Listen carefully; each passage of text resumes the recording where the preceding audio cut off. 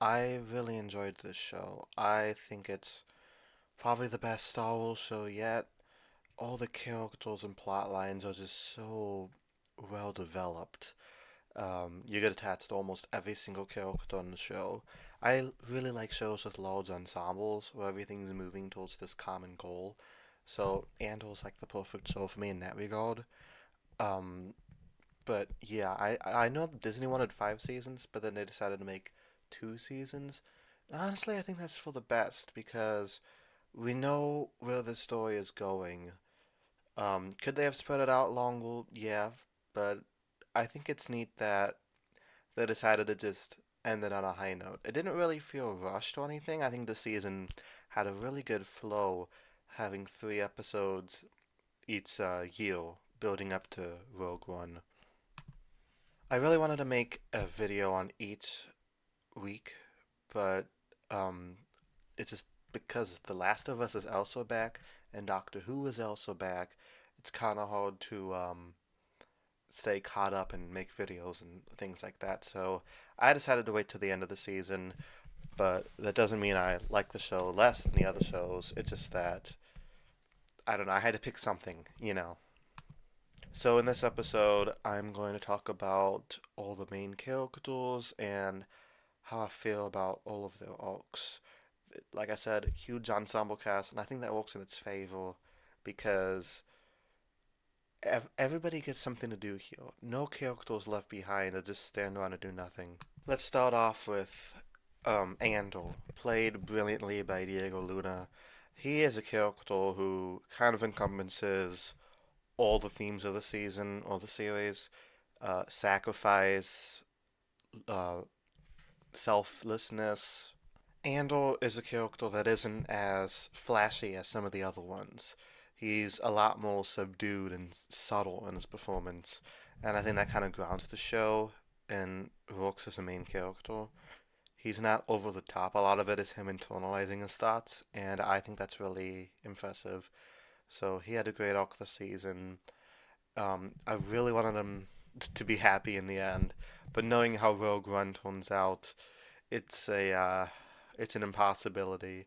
But at least he had some good moments with Bix from time to time.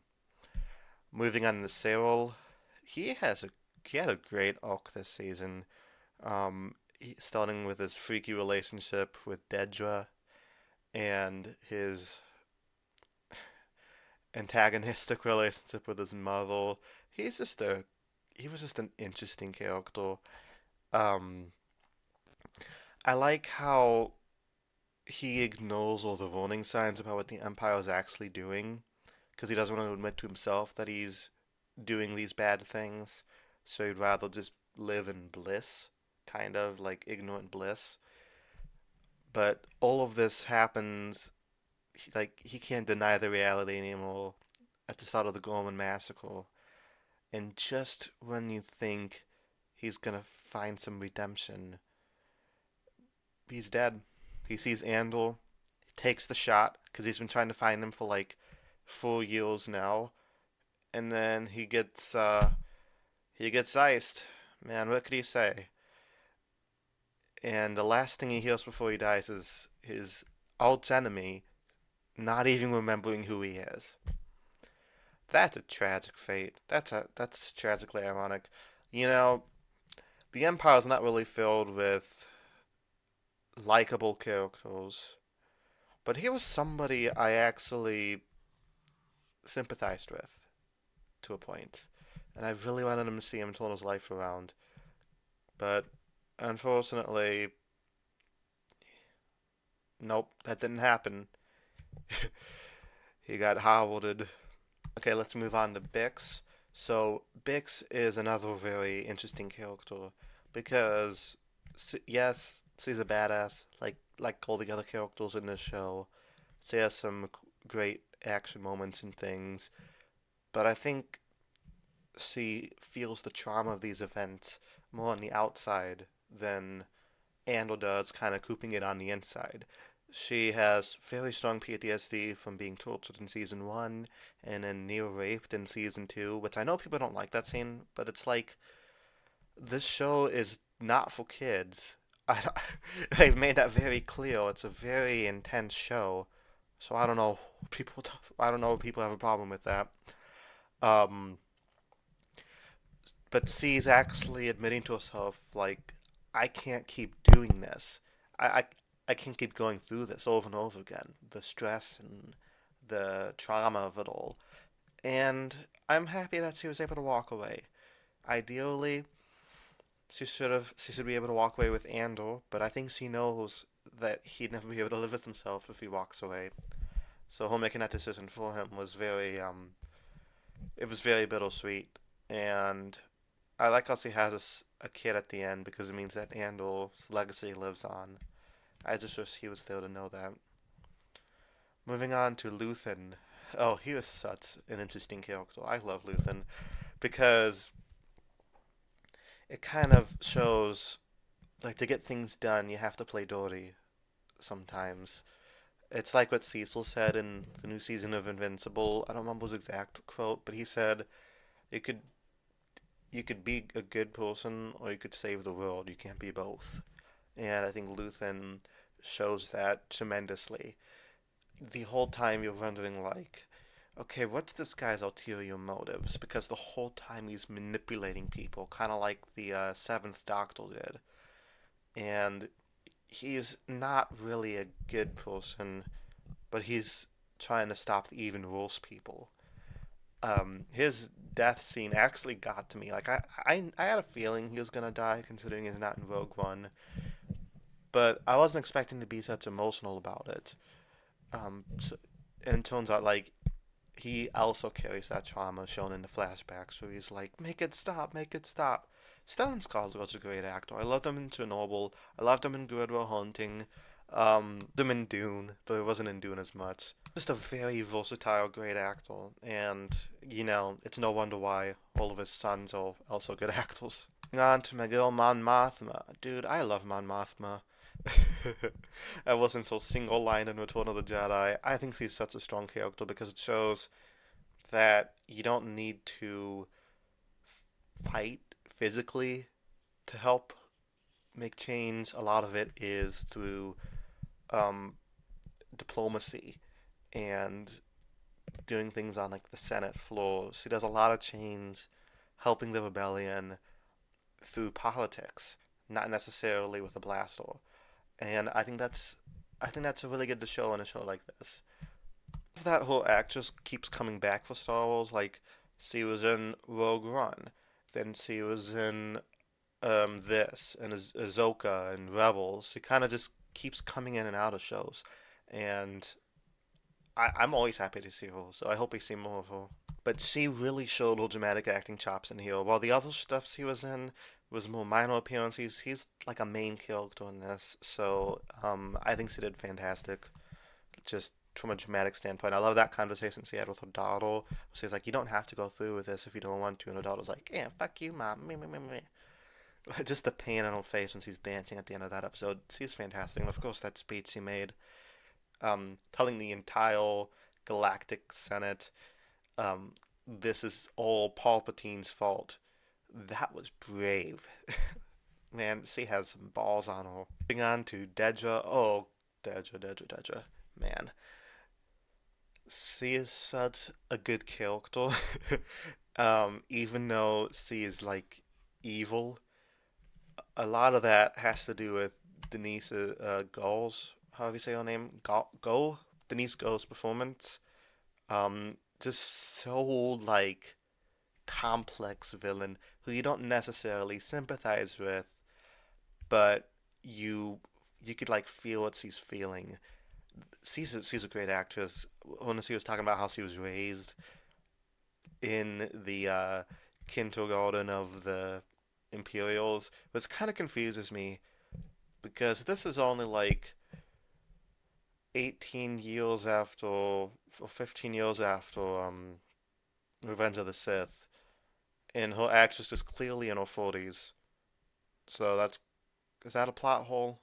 Or are we just supposed to think that she's like 20?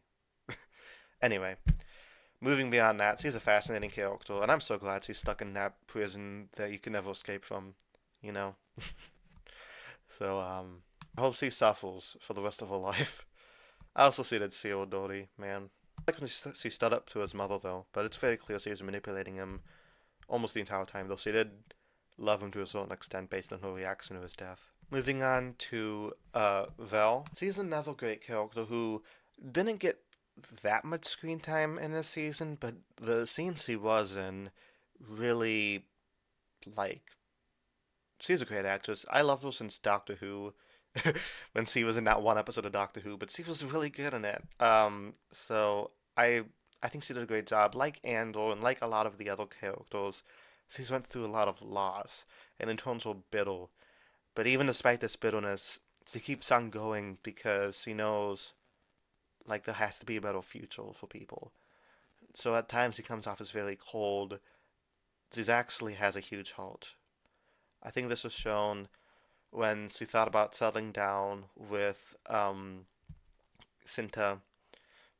Like she cares about people. She's very open, especially in the finale when she was talking to Clea. You could see this like humanity inside of her, but she doesn't like to show it that much because she's closed off naturally from all the stuff she went through. Moving on to Cinta, she wasn't in it that much. She was in 2 episodes and then she died. So I don't have much to say about her. But her actress is in Doctor Who right now. So it's kind of funny going back and forth between her and Doctor Who and her and this. And I think she's killing it in Doctor Who. So I think she's going to have a pretty good career ahead of her. Moving on to Clea. She's a character who I never really had any feelings on whatsoever. Like, I never disliked her, but then I never liked her until episode 10 when we saw her flashbacks growing up with Luthen. That got me really emotionally invested in her, and I think her actress did such a good job at that. Um, Making like the final sacrifice, sacrificing your father figure to save the universe, really. It shows like everybody in the show, or on the Rebel side at least, they helped with this. Like everybody had an important part to play. They're like the unsung heroes of the rebellion because I know Luke and Han and not Chewie for some reason they got those medals at the end of the original movie, and yeah, they deserved it. But there's so many other people involved that helped make this happen, and Clea was definitely one of them. Moving on to Krennic, played by the charismatic Ben Mendelsohn, reprising his role from Rogue One. He is a great character too.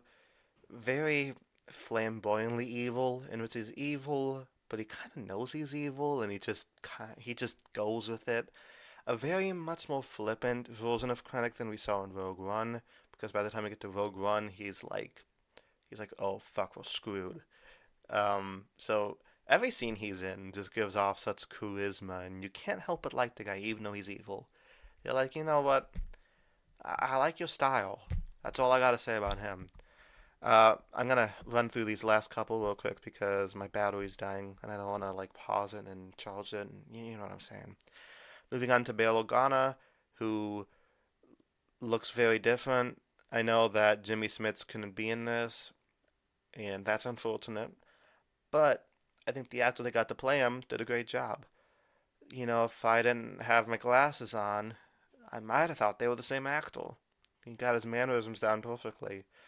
And it shows that, like Mon Mothma, he is able to help the rebellion not by shooting people, but by being diplomatic and working with politics. So he's also a great character. We don't see that much of him, but the scenes he is in, I really enjoy. Um, so it's sad knowing that he only has like 3 days to live in the universe timeline. Moving on to K2, who doesn't get introduced until like the last few episodes of the season. Like, I think he gets introduced in like episode 8, which I thought was kind of strange, but given the time jumps, it gives him enough time to have a solid relationship with Andor. He is both the comic relief of the series, while also being like the ultimate droid badass. I'm pretty hit or miss on droids. I don't like that many droids, but he is one of them who I absolutely love. That scene and like the finale when he just decimates those Imperials is so epic. So yeah, that's pretty much everybody. Overall, I love this show. I'm so glad I watched this. Disney Star Wars and me have this real toxic relationship where half the time they pump out the worst garbage imaginable, and the other half, it's like peak cinema. So honestly, I've taken a break from Star Wars. I didn't watch The Acolyte. I didn't watch Skeleton Crew, but I know I was back for this. The show is awesome. Um, there's not a single bad performance in the show. There's not a single bad piece of writing, piece of dialogue. It's exceptional television, and it definitely lives up to the hype. So I will miss this show, but it's better to die a Breaking Bad than to live long enough to see yourself become the X Files. If you know, you know. Thank you guys so much for watching, and I'll talk to you guys later. Peace.